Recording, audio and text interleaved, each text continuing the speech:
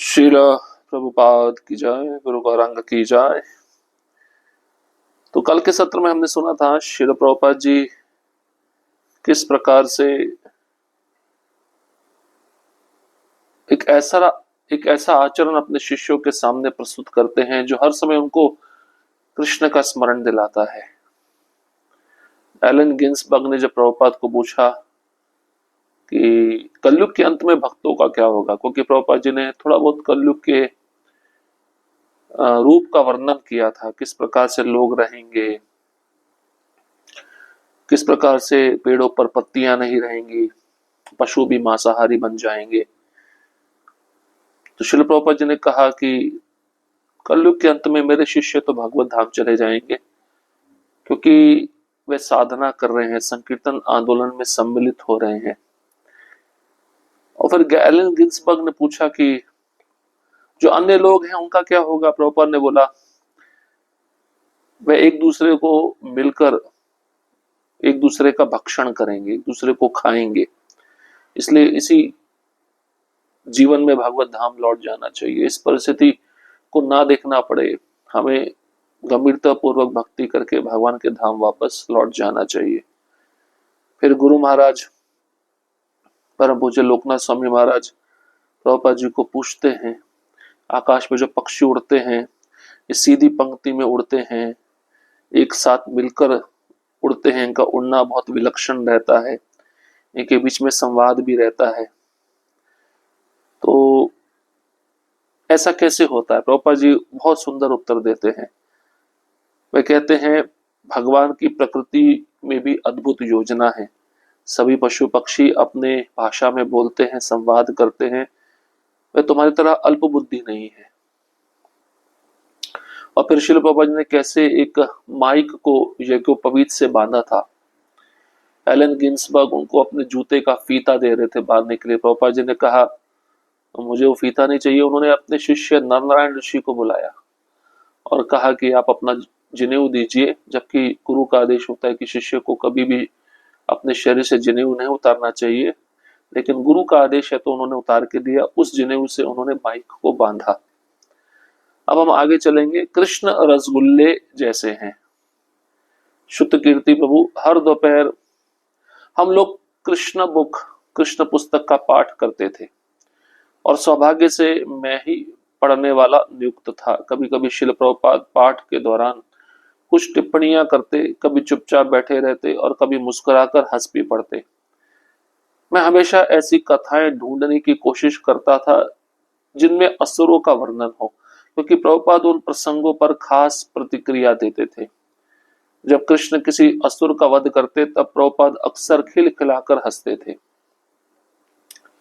एक दिन जब मैं किसी कहानी को खोजने में लगा था तो प्रभुपाद ने सहज भाव से कहा, कहीं से भी पढ़ लो, कृष्ण तो रसगुल्ले जैसे हैं, जहां से भी काटो हर जगह मीठा ही मिलेगा। यह सुनकर मैंने जल्दी से अगला पन्ना पलटा और पढ़ना शुरू कर दिया। तो श्रील प्रभुपाद जी अपनी कृष्णा पुस्तक पढ़ना बहुत पसंद करते थे, अपने शिष्यों से पढ़वाते थे। और श्रुति कीर्ति वो कहते हैं मेरा सौभाग्य था कि उस पुस्तक को पढ़कर मैं प्रभुपाद जी को सुनाता था। और कभी कभी प्रभुपाद जी पढ़ने के बाद कुछ टिप्पणियां करते थे, कभी चुपचाप बैठे रहते थे, कभी मुस्कुराकर हंस देते थे।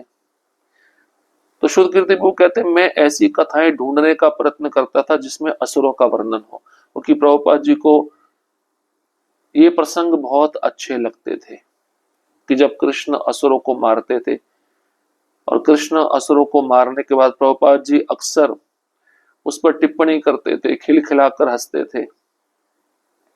तो एक दिन मैं ऐसे ही कोई कहानी कृष्णा बुक में से खोज रहा था तो प्रभुपाद जी ने सहज भाव में कहा, कहीं से भी कृष्णा बुक पढ़ो, कृष्ण रसगुल्ले के जैसे हैं, किसी भी कृष्ण की लीला को सुनो, कृष्ण रसगुल्ले जैसे हैं, कहीं से भी काटो हर जगह मीठा ही मिलेगा। शुद्ध कीर्ति प्रभु ये सुनकर तुरंत कृष्णा बुक के जो पन्ने हैं उसको अगला पन्ना पलटा और उन्होंने पढ़ना शुरू कर दिया। इसका अर्थ यह है कि कृष्णा बुक, कृष्ण की लीलाएं, आप कोई सी भी लीला पढ़ो आपको बहुत मधुर लगेगी। कृष्ण है ही मधुर। कृष्ण का पूरा दिव्य शरीर मधुर है, मधुरा की मधुरता की वह रस मूर्ति है। अब अगला प्रसंग है, तुम्हारे देश और भारत में क्या अंतर है। शुद्ध कीर्ति बाबू कहते, मुंबई में उस समय दो तरह की कारें सामान्य थी, एक पुरानी प्लायमाउथ जैसी दिखने वाली और दूसरी एम्बेसडर। अधिकतर लोगों के पास इन्हीं में से कोई एक कार होती थी। उस दिन श्याम सुंदर प्रभु, शिल प्रभुपाद, प्रद्युम्न और मुझे एक प्लायमाउथ जैसी कार में लेकर सुबह की सैर के लिए निकले। हम कार पार्क करके टहलने चले गए। लगभग 1.5 घंटे बाद जब हम लौटे तो श्याम सुंदर ने कार स्टार्ट करने की कोशिश की, लेकिन कुछ देर बाद बोले, चाबी काम नहीं कर रही, चाबी काम नहीं कर रही। तो शुद्ध कीर्ति वो कहते हैं, मुंबई में हर एक व्यक्ति के पास दो प्रकार की कारें होती थी। तो एक थी प्लायमाउथ और दूसरी थी एम्बेसडर। तो अधिकतर लोगों के पास इन्हीं में से कोई एक कार होती थी, यही दो वैरायटी थी कार की। अब एक दिन श्याम सुंदर प्रभु, शिल प्रभुपाद, प्रद्युम्न और मैं स्वयं शुद्ध कीर्ति प्लायमाउथ जैसी कार में बैठ गए और सुबह की सैर के लिए निकल गए। ये भारत में हो रहा है ये लीला। अब कार पार्क किया और टहलने के लिए चले गए, और 1.5 घंटे बाद जब हम लौटे तो श्याम सुंदर प्रभु कार को स्टार्ट करने की कोशिश कर रहे थे, लेकिन कार उनसे स्टार्ट नहीं हो रही थी। कुछ देर बाद श्याम सुंदर प्रभु कहने लगे, शायद चाबी काम नहीं कर रही है। तो प्रभुपाद ने पूछा, क्या समस्या है।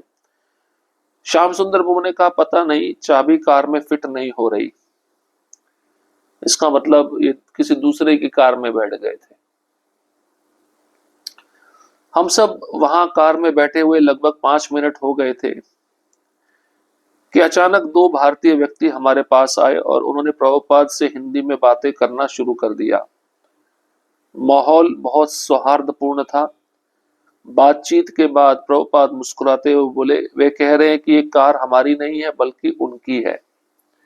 दिखने में एक जैसी कार होगी, पेंट भी एक जैसा होगा। तो श्रील प्रभुपाद जी के शिष्यों को थोड़ी गलती हो गई, वो अपनी कार में ना बैठकर किसी दूसरे की गाड़ी में बैठ गए और चाबी फिट कर रहे हैं अपनी गाड़ी का, तो फिर चलेगी नहीं ना गाड़ी।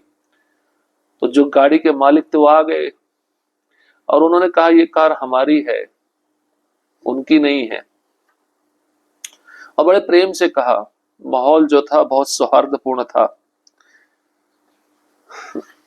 इसके बाद उन सज्जनों ने आग्रह किया कि वे प्रभुपाद को उनके निवास तक छोड़ देंगे। उन्होंने कहा, स्वामी जी, हम आपको पहुंचा देंगे, यह सेवा हम करना चाहते हैं। प्रभुपाद और मैं पीछे की सीट पर बैठे रहे और वे दोनों सामने बैठ गए, जबकि श्याम सुंदर और प्रद्युम्न असली कार खोजने चले गए।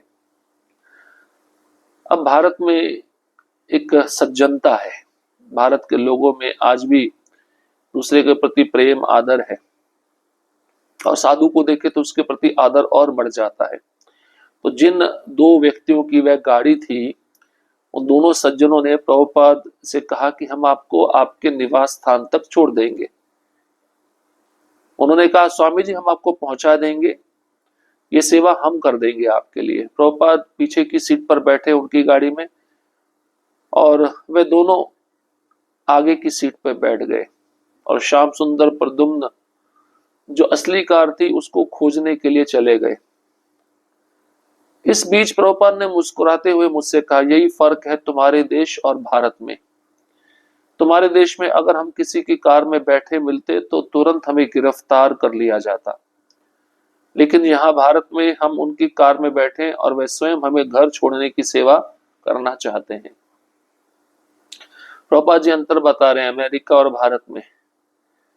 कैसे अंतर बता रहे हैं? प्रभुपाद जी ने कहा मुस्कुराते हुए, देखो यही फर्क है भारत और अमेरिका में। अगर तुम्हारे देश अमेरिका में हम किसी और की गाड़ी में जाकर बैठते तो गाड़ी का मालिक आकर पुलिस को बुलाकर हमको गिरफ्तार करवा देता, हम जेल में होते।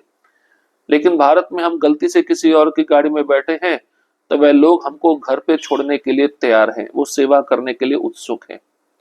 यही अंतर है तुम्हारे अमेरिका में और हमारे भारत में।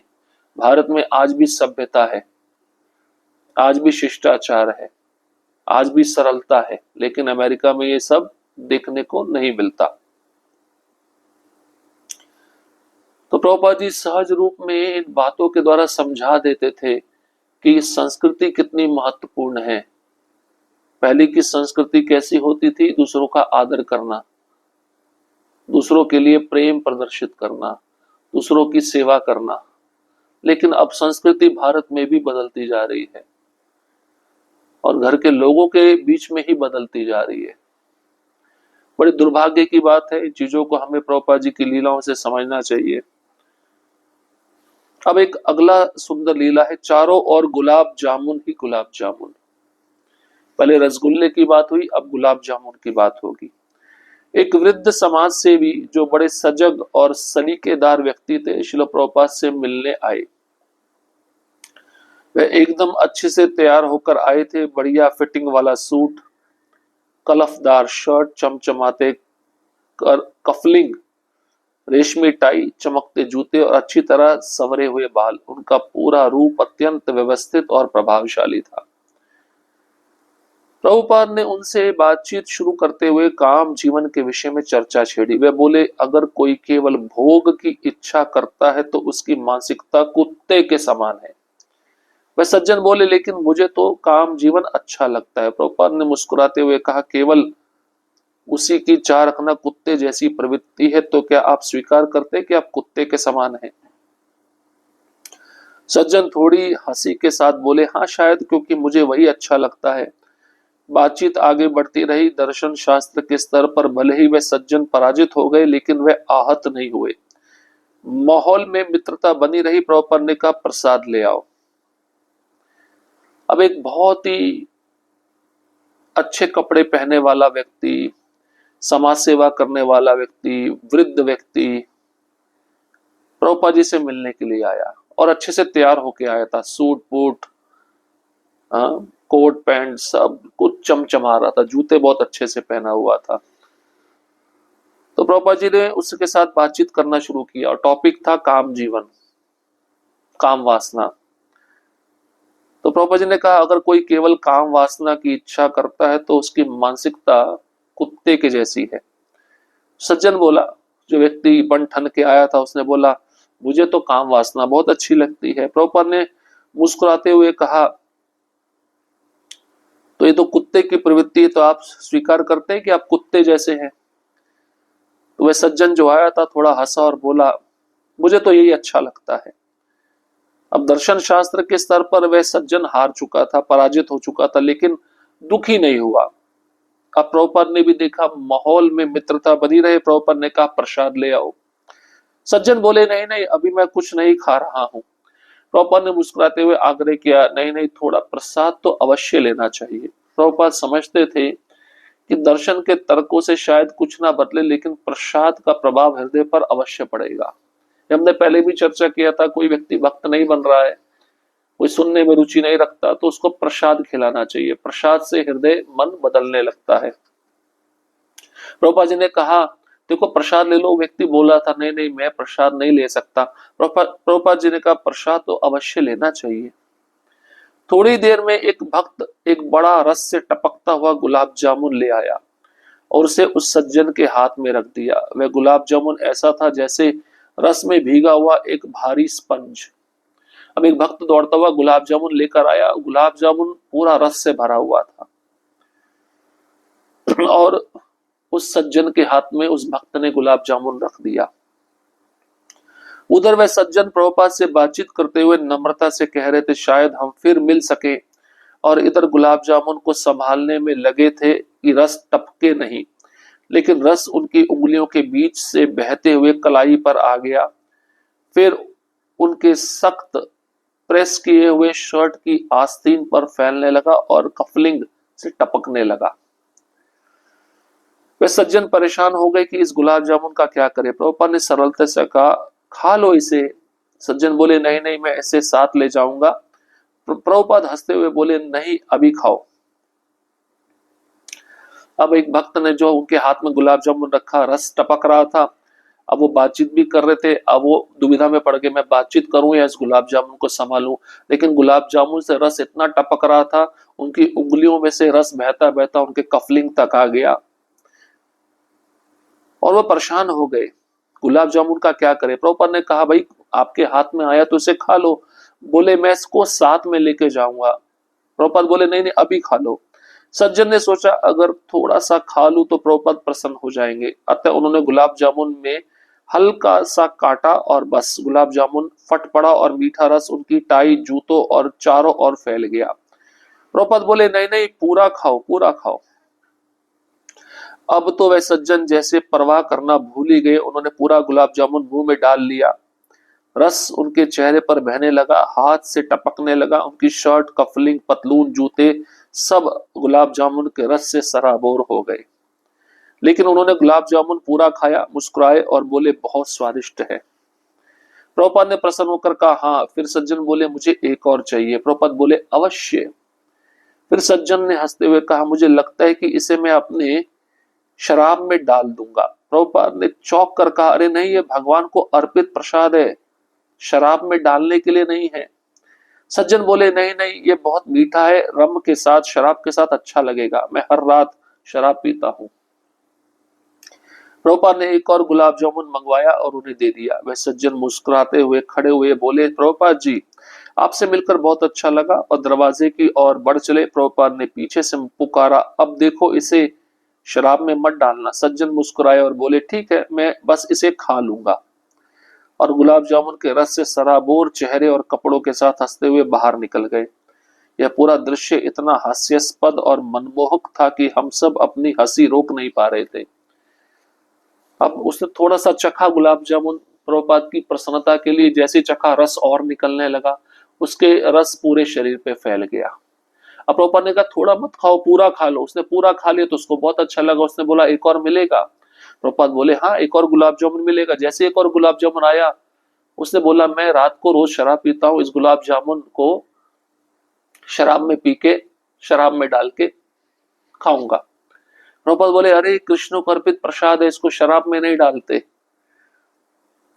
तब वो व्यक्ति उस गुलाब जामुन को खा लिया, लेकिन उसका पूरा जो पैंट, शर्ट, सूट बूट सब खराब हो चुका था गुलाब जामुन के रस से।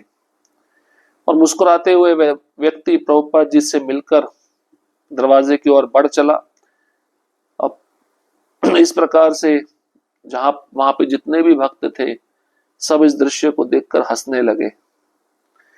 ये दृश्य इतना मनमोहक था कि सब अपनी हंसी रोक नहीं पा रहे थे।